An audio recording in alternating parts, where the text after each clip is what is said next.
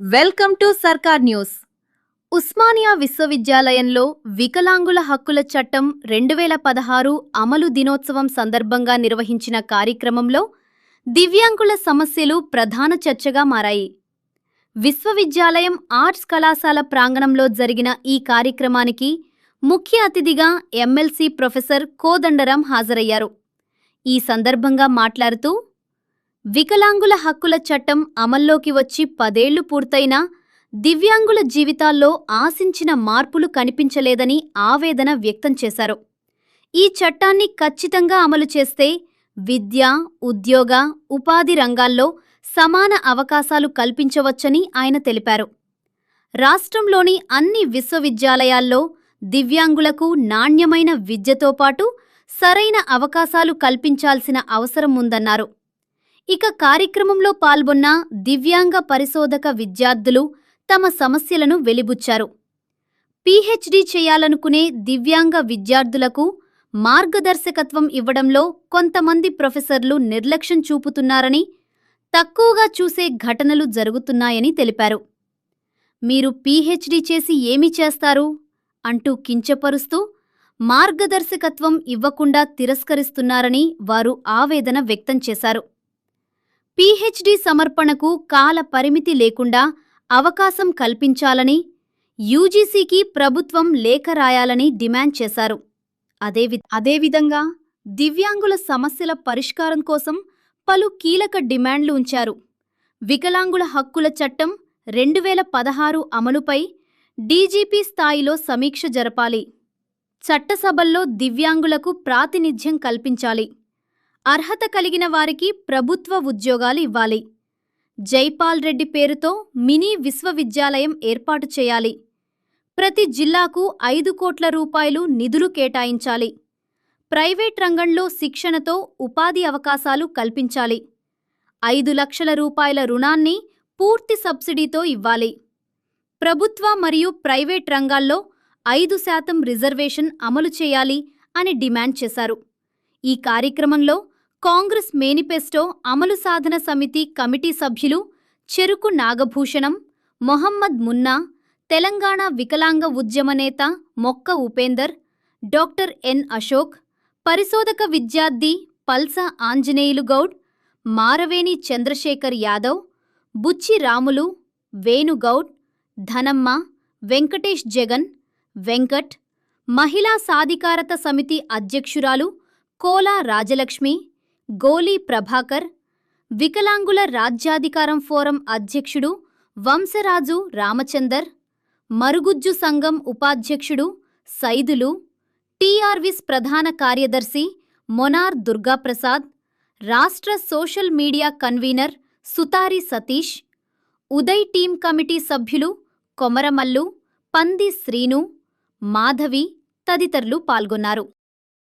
మంత్రి గారు ఈ మధ్యన మళ్ళొకసారి ఈ మధ్యనే ఫోన్ చేసి నాతో అన్నారు, తప్పకుండా చర్యలు తీసుకుంటాను, అధికారులను పిలిచి మీటింగ్ పెట్టి దీంట్లో నాన్ ఫైనాన్షియల్ వాటి మీద వెంటనే జీవో ఇస్తాను, మిగతా వాటి మీద ఒక ముఖ్యమంత్రి గారితో సంప్రదించిన తర్వాత నిర్ణయం తీసుకుంటానని కూడా నాకు ఫోన్ చేసి చెప్పడం జరిగింది. ఈ విషయంలో మనం కొంత వెంటబడి మన ఇచ్చినటువంటి వినతి పత్రం అమలు కోసం ప్రయత్నం చేయవలసిన అవసరం ఉంది. తప్పకుండా ప్రయత్నం. నా పేరు మొక్క ఉపేందర్, నాది MA MVD MPhil PhD. నేను 2004 నుంచి కూడా ఇక్కడ ఉస్మాన్ యూనివర్సిటీ విద్యార్థిగా మరియు central university Hyderabad university MPhil research స్కాలర్గా అవార్డు తీసుకున్న వ్యక్తిని. అదేవిధంగా మరియు తెలంగాణ విద్యార్థి జేఏసీ మెంబర్గా ఇట్లా కోదండరాం సార్ గారిని మన జేఏసీ విద్యార్థుల విభాగం నుంచి కూడా నేను జేఏసీ మెంబర్గా ఉన్న వ్యక్తిని. అలాంటి జేఏసీ మెంబర్ని పిలిచడం జరిగింది కానీ మన బద్రిగా రాలేకపోయారు జేఏసీ చైర్మన్. అదేవిధంగా మాజీ రచయిత ఫౌండేషన్ అధ్యక్షులుగా మరియు urban local bodies physically challenge persons association గౌరవ సలహాదారుగా, కవిగా, రచయితగా, పరిశోధకునిగా, ఒక జర్నలిస్టుగా ఎన్ని విధాలుగా ఆటో చేస్తున్నటువంటి ఒక అదేవిధంగా ప్రస్తుతం విశ్వవిద్యాలయాల వికలాంగుల ఫోరం నాయకుడిగా మన ముందుకు రావడం జరిగింది. కానీ మనం ఈ కార్యక్రమాన్ని యూనివర్సిటీలో ఉన్నటువంటి ప్రస్తుతం మన ఉస్మానియా యూనివర్సిటీలో ఏ విధంగా సమస్యలు ఉన్నాయో మన విద్యార్థులు మరియు పీజీ విద్యార్థులు పిహెచ్డి విద్యార్థులు అట్లా ఆ ప్రాబ్లం బయటికి తీసుకోబోయేటైతే తర్వాత అన్ని యూనివర్సిటీల్లో కూడా ఉన్నటువంటి ప్రాబ్లాలు కూడా మనం ముందుకు తీసుకోగలుగుతాం. కాబట్టి దానికోసం ఈరోజు మనం మీటింగ్ పెట్టుకోవడం జరిగింది. ఈ విశ్వవిద్యాలయాల్లో జరుగుతున్నటువంటి సమస్యలు ఏంటంటే బ్యాక్లాగ్ పోస్టులు. గత స్వతంత్రం వచ్చిన కాంచి యూనివర్సిటీ అయితే 2018లో స్థాపించబడింది, కానీ అప్పుడు ఉర్దూ యూనివర్సిటీ తర్వాత అన్ని సబ్జెక్టులు రావడం జరిగింది. దీనిలోకి 1947 నుంచి స్వాతంత్రం వచ్చిన కాంచి కూడా మనకి యూనివర్సిటీలో ఒక బ్యాక్లాగ్ పోస్ట్ కానీ వికలాంగులు ఎవరు కూడా ఇందులోకి పర్మిట్ అయిన వాళ్ళు ఒక్కరు లేదు, ఒక విజాకు వచ్చిన వాళ్ళు లేవు. కాబట్టి మన దివ్యాంగులకు కూడా ఈ ఉద్యోగాలు ఇందులో రావాలంటే మన విశ్వవిద్యాలయ వికలాంగుల ఫోరం నుంచి తప్పకుండా సాధించుకోగలుగుతామని, అదేవిధంగా యూనివర్సిటీ లైబ్రరీ కూడా సెల్లార్ ఏర్పాటు చేయలేదు. సెల్లార్ ఇంత గతంలో ఉన్నా కానీ అది మూతపడది, దాన్ని తెలిపించాలి. అదేవిధంగా ఇంకా సమస్యలు వికలాంగులకు బండ్లు ఇచ్చేటప్పుడు బండ్లు ల్యాప్టాప్లు ఇచ్చేది, బండ్లు కూడా ఇస్తామనేది. ఇప్పుడు బడ్జెట్ పెరిగిన కారణంగా రేవంత్ రెడ్డి గారు 1000 కోట్లు ప్రకటించారు, అప్పుడు 100 కోట్లు కూడా ఇవ్వకుండేది. కాబట్టి ఈ యొక్క మ్యానుఫ్యాక్చర్ మన మౌలిక సదుపాయాలు ఏర్పాటు చేసిన బాధ్యత ప్రభుత్వాన్ని. కాబట్టి 5% మనకు వాటా రావాలి. ఆ వాటాతోటి మనం ముందు వాళ్ళు యూనివర్సిటీ స్కాలర్లకి విద్యార్థులకి పీజీ విద్యార్థులకు కానీ మంచి భవిష్యత్తును ఇప్పించుకోవాలని ఈ సందర్భంగా తెలియజేసుకుంటాం. అదేవిధంగా ప్రతి యూనివర్సిటీ ఇంతవరకు వికలాంగ చట్టం ప్రకారం 2016 వికలాంగ చట్టం వచ్చి కూడా వాటికి మరి 10 సంవత్సరాలు దశాబ్ది ఉత్సవాలు ఈ రోజుతో మనం స్టార్ట్ చేసుకోవడం చాలా సంతోషదాయకం. కానీ సంతోషం ఒక పక్క సంతోషం కూడా, కానీ ఎవరికి ఒక విషయం తెలవకుండే ఇది మనం అనుకుంటుంటే తెలుస్తుంది అందరికీ. మన మిత్రులు కూడా తెలవకుండా, మన సంఘాలకు కూడా తెలియకుండా, అసలు ఈ యొక్క ప్రభుత్వానికి కూడా తెలియకుండే అది తెలియజేయాల్సిన బాధ్యత మనదే, మన సంఘాలదే, మన విద్యార్థులే, మన వికలాంగులదే. కాబట్టి దీన్ని దశాబ్ది ఉత్సవాలను కంపల్సరిగా మన కోదండరాం సార్ గారి ఆధ్వర్యంలో ఈ సంవత్సరం మొత్తం కూడా చేయాలని అనుకోవడం చాలా సంతోషదాయకం. అందరికీ తెలియజేసుకోవాలి. మన ప్రభుత్వ సంస్థలకి, అదేవిధంగా పోలీస్ విభాగాలకి, ఎంఆర్ఓలకి, ప్రతి ఒక్కరికి కూడా అందజేసి అసలు మీరు రాసుకొచ్చిన మీకు యాక్ట్ ఉందా లేదా మాకు తెలియదు అంటే పుస్తకం పట్టకపోతే ఇది ఉండదా అన్నట్టు చూస్తుంటారు. కానీ అది ఇంప్లిమెంట్ చేయరు, ఆ కేసు పట్టించుకోరు, అది ఉత్తనే వీగిపోతుంటాయి. కాబట్టి మనం దాన్ని ఈ సంఘాల ద్వారా ఇకనైనా మనం ముందు పోయి మన భవిష్యత్తు బాగోచుకోవాలి. మన కిందపరిచే ఒక వ్యక్తులకి మనకు అనదొక్కబడ్డ హక్కుల్ని మనం కాపాడుకోవాలి. మన హక్కు మనం కాపాడుకుంటూ ముందుకు పోవాలి.